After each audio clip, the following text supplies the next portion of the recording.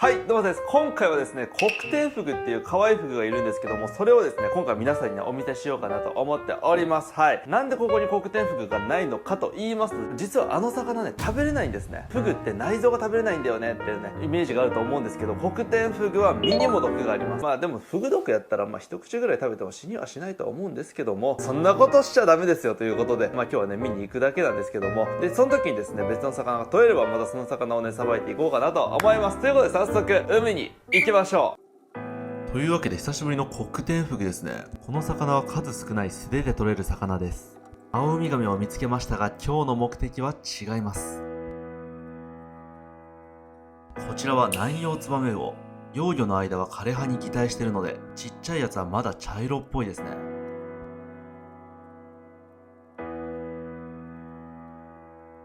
それでは早速魚を見つけたので潜行開始。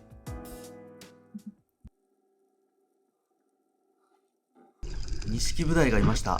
息を潜めて近づいていきます。狙いを定めて、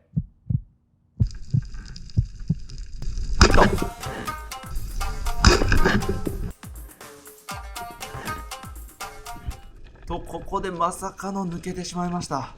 取れたのは鱗1枚。これは悔しい。悔しいので逃げていった場所を追いかけることにします。ちなみにブダイは一度逃がすとなかなか回収するのは難しいです。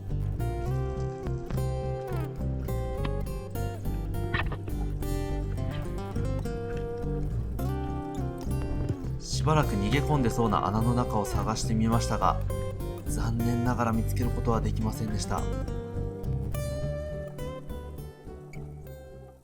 さて諦めて次の魚を狙っていきます。次に狙うのもブダイ。警戒心が薄いのでぐいぐい近寄っていきます。さてさっきの反省を生かしてしっかりと狙っていきます。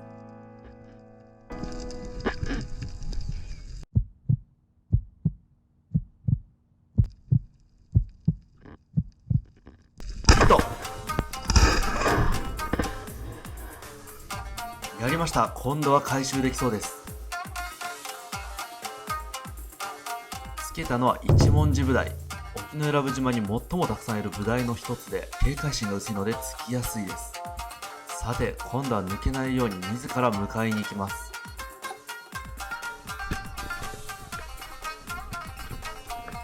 それでは脳天締めと血抜きをしていきます。この作業をするかどうかで血の回り具合が変わってくるんですね。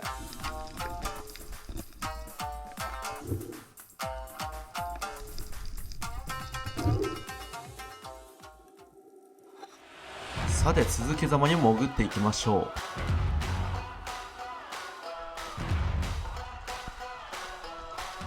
う。いました。次の狙いはこいつだ。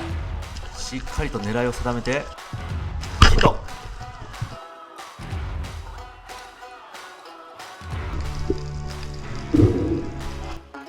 こいつは偽観覧ハリ。草食性の魚で夏場は臭くて食べれませんが、冬場になると数匹に1匹美味しい個体がいます。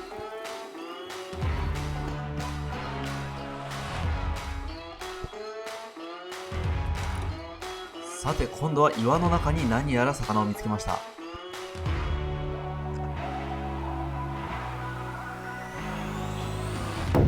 ました。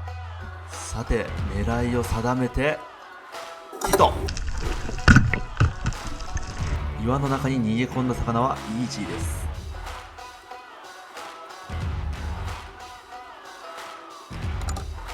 さて迎えに行きましょう。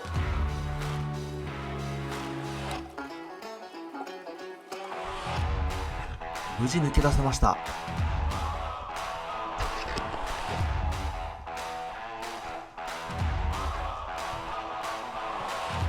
こちらはわかりません。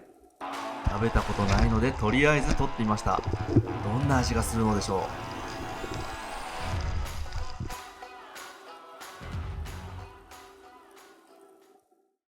う。さてここでようやく今回の目的の魚コクテンフグを見つけました。潜行開始。かなり岩の奥にいます。これは取りづらそうだ。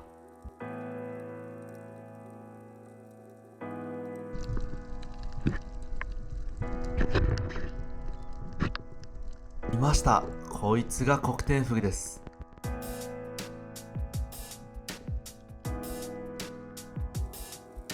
絶妙に取れなそうだったので諦めて一旦浮上します。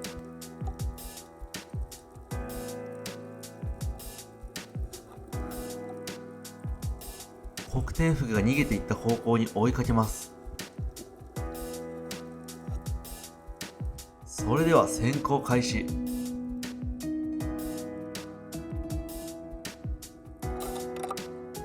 いました。これは取れそうだ。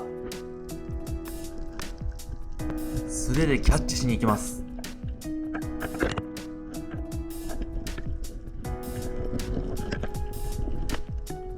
ここでまさかの逃げられてしまいました。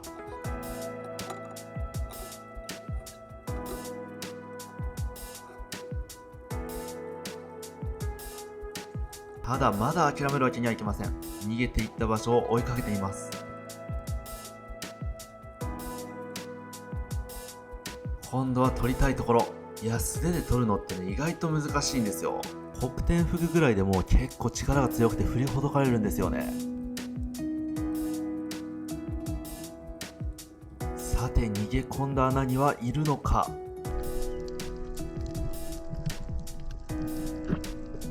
いました。今度は取りたい。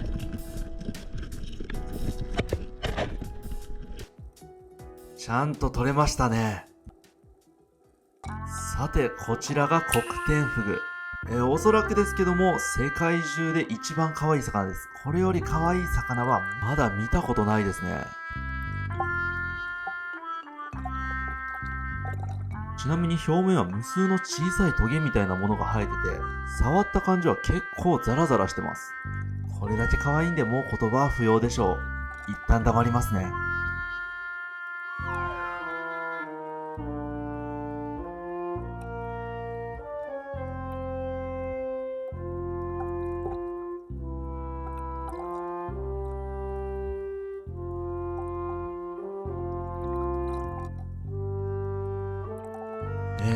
可愛い顔しておりますが、本人はね、めちゃめちゃパニックだと思います。そろそろ逃がしてあげましょうか。ありがとう、黒天フグ。またな。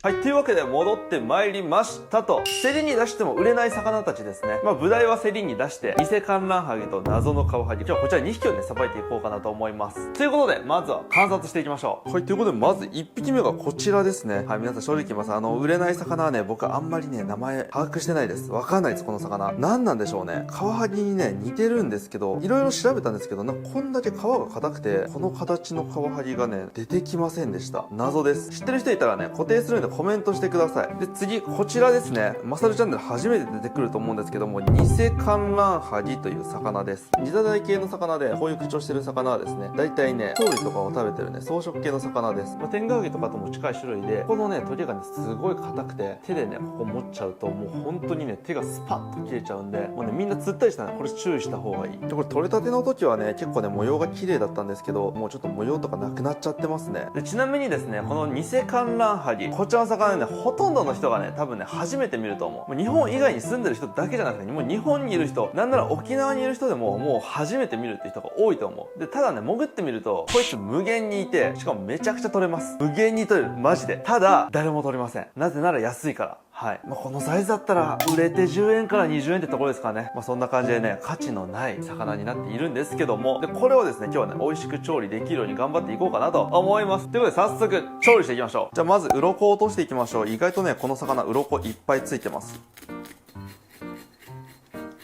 ちなみに偽観覧ハギっていうだけあって、ちゃんと観覧ハギっていう魚もいます。めちゃめちゃ似てるんで、海の中ではね、着く瞬間まではね、正直ね、どっちかわかんないですね。両方とも同じような扱いですけどね。本当に。よし、取れた。はい、それで綺麗になりました。そしてここでなんとお知らせがございます。実はですね、以前110本限定で販売した、こちらマサル包丁の再販が決定しました。今回もですね、100本限定、1本22,000円でね、販売させていただきますんでね、ぜひぜひご購入ください。で、ちょっとね、みんな聞いて。すっごい悲しいお知らせ。これは。俺ね、これ半年ぐらいかけていろいろこだわってね、マサル包丁作ったんですけど、販売は今回で最後になることになりました。はい。職人さんがいちいちこれ研いでるんですけど、職人さんの手が足りなくなってしまったという。はい、機械で研ぐのに妥協しとけばよかったのかなとかも思いますけど、めっちゃ気に入ってたのにな。残念や。はい、残念ですわ。もうでもこれはね、どうしようもない。もう職人さんがいないもんはいないもんだからみたいな感じらしいんで。ということでですね、最後のチャンスになるんでね、ぜひぜひ皆さん購入してみてくださいといったところで、さばいていきましょうか。じゃあですね、頭を落としていきます。そう、これが内臓ですよ。この内臓がですね、草食系のものを食べてる魚はね、臭いんですよね。じゃあ外していきましょう。よいしょ。もうこれはね、隠した方がいいね。で、今日はですね、これこのまま煮付けにしていきたいんで、この骨を取っていきましょうか。無理か、取りたいんだが。いや、無理じゃない。無理って言った瞬間に無理になるから、諦めなかったら無理じゃない。ハサミで切ってやろう。草食系の魚の特徴なんですけど、内臓がね、奥深くまで入り組んでるんですよ。ここにね、白子があるのが分かると思うんですけど、ここまで入り組んでるんですよね。これをね、取りたかった。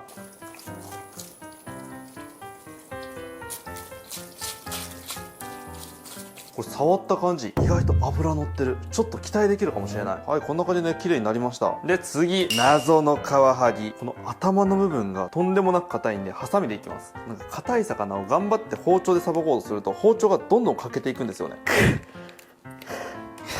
お前硬すぎだろ。嘘でしょ。お、硬っ。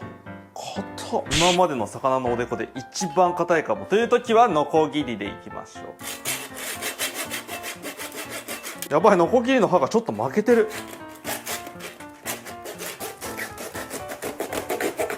硬っ。びっくりした。こんな硬い魚いるんだね。皮自体はそんなに硬くない。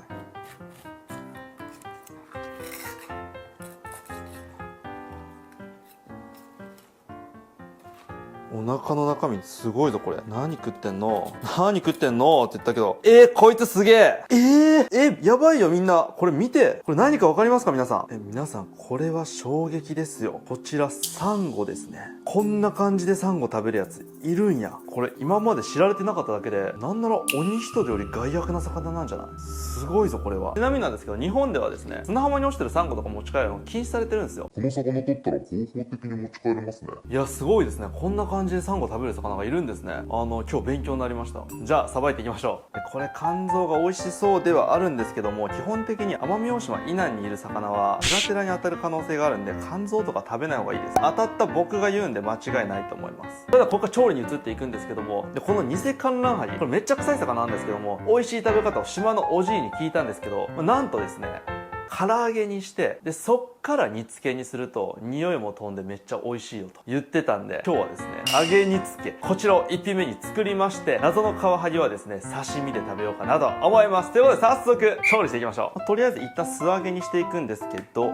塩コショウ一応かけときますか。どうなんだろう、効くの忘れた。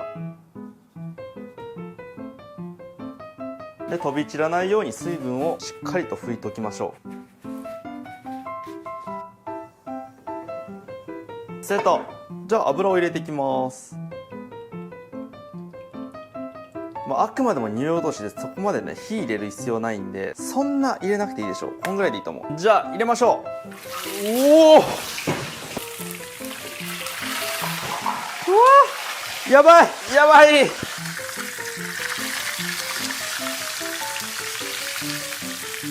もうこれだけでうまそうやな。よっしゃ、もういいでしょう。じゃあ次にですね、甘辛い汁を作っていきましょう。入れるのはみりん、料理酒、いい音、三温糖です。で醤油。じゃあいきましょう。じゃか。はい、じゃあ煮詰まってきましたら、ここにこちらを入れていきますと。じゃあ次刺身いきましょう。はい、それでは3枚におろしていきましょう。皮が硬いね。こういう皮硬い魚は裏っ側から包丁入れるとね、大体包丁入ります。硬っ。普通にサメの皮より硬いよ。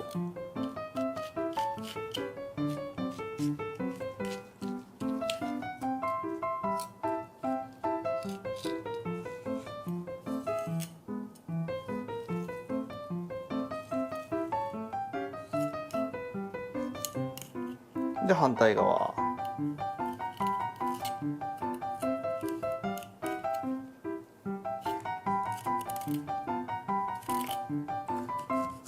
硬て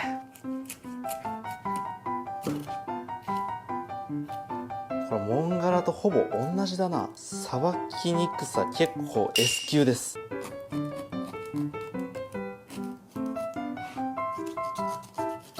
ただ骨がねやっぱめっちゃ硬いんですよ。サンゴ食べてるからなのかな。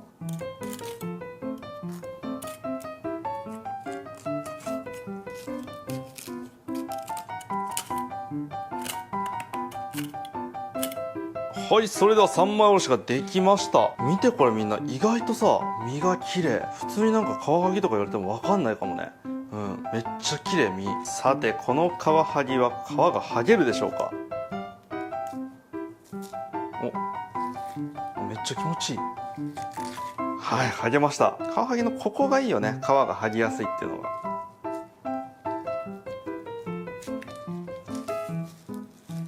剥げた。なんかこの魚触った感じ腹骨はなさそうですね。ただ一応内臓に触れた部分は臭いんで白いとかね取っときましょう。 OK。 次は血合い骨を取っていきます。ここまで入ってますね。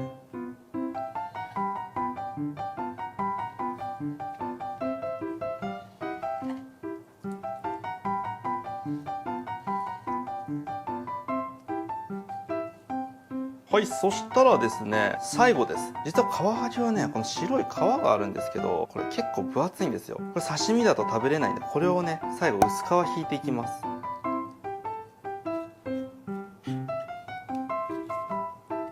OK。では薄めに切っていきます。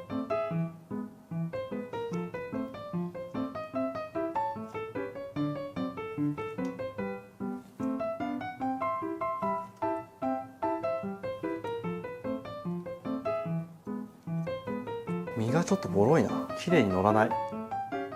やっぱりこっちの皿にしよう。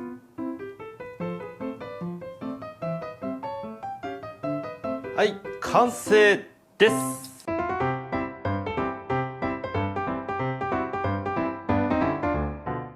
はい、それでは完成しました。揚げ煮付けです。はい、ということで、チート級のチート、臭みを消す方法といっても過言ではないのでしょうか。じゃあいただきます。うわ、身はめっちゃうまそうやな。なるほど。確かにこれ煮付けって思って食べるとなんか想像と全く違う味なんですけど、もう味で言うと爆弾みたいな味がしますね。今朝6時半ぐらいなんで朝には重いかなとは思いますけども、これ晩ご飯お腹が空いた時に出てきたらね結構いい。匂いはねほとんど飛んでますね。しかも唐揚げで揚げられてるんで、それのなんか油の旨味と煮付けの旨味と魚の旨味3つがね来るから、これはこれでねなんかすごい美味しいですね。でこれ思ったんですけど、片栗粉とかつけるともうちょっとね味が染み込んでいいかもね。これ本当に臭い魚には有効だな。これ前食って本当に臭かったんだけど全然食うようになってるわ。でもめっちゃうまいかったら別にそうでもない。じゃあ次ですね、謎カワハギの刺身、サンゴを食べてる魚、どんな味なんやろうね。いただきます。わあ、これみんなごめん、最初に言うとごめんって言っとく。48点ぐらいの味がしますね。はい、なんかねすごい香り良くて、一瞬口に入れた瞬間に何これめっちゃうまいみたいな感じだけど、食感が悪いね。非常に水っぽいです。あんまり動かない魚って水っぽいんですけど、ほぼ動いてないんでしょうね。サンゴっていう逃げないものを食べて岩の中に隠れて生きてるような、そんな魚なんでしょうね。普通ですね。普通。はい、それではごちそうさまでした。はい、ということでね、ちょっと臭い魚をですね、どうにか美味しく食べようチャレンジやってみたんですけども、そんなにかなって言った感じでしたね。ガチガチに味消して美味しくするのはやっぱ油淋鶏が最適解なんかなってちょっと再認識しましたね。最後に皆さんにもう一度ね、ちょっとね、包丁を紹介するんですけども、今回マサルのオリジナル包丁。もうほんとシンプルにね、めちゃめちゃ良くて、錆びにくいし、魚切ってもなかなか包丁もかきにくいし、いろんなね、野菜とかも切れるし、めちゃめちゃね、いいものなんで、概要欄の URL からね、購入できますので、ぜひ買ってみてください。前回ね、110本売った時に、2時間ぐらいで完売しちゃって、どうやって買ったらいいんですかみたいな、なんとか買えないですかみたいな感じでね言われてたんですけども、もうこれで最後です。はい、これ以上は売ってないんでね、皆さんお早めにねご購入してください。もう僕ですら手に入んなくなるんで 2,3 本ねちょっと買おうかなとか思ってます。俺と競争や圧倒的有利やけどな。ということで最後までご視聴いただきありがとうございました。それでは。